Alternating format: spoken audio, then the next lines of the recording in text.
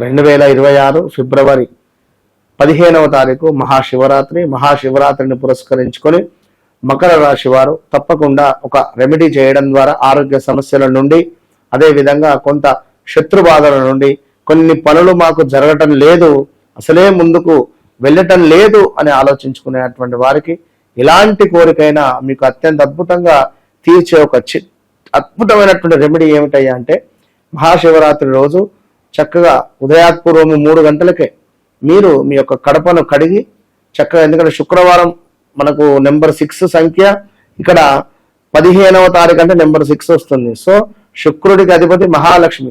మీ ఇంట్లో ముందు మహాలక్ష్మి ఎవరు, ముత్తైదు ఎవరు అంటే మీ కడపనే. కనుక కడపను చక్కగా కూడా కడగండి. కడిగేసి చక్కగా పాలతో కూడా శుద్ధి చేయండి.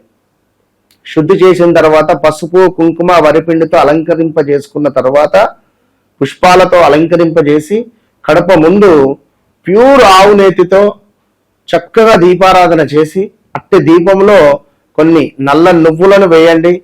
చాలా అద్భుతమైన ఫలితం ఉంటుంది. అదేవిధంగా వ్యక్తిగత జాతకరీత్యా నడిచే దశ, అంతర్దశలను కూడా మనం 1-2 సార్లు చెక్ చేసుకుని ముందుకు వెళ్ళడం ద్వారా అనుకున్న పనులు ఇంకా తొందరగా ముందుకు వెళ్ళే పరిస్థితి ఉంటుంది.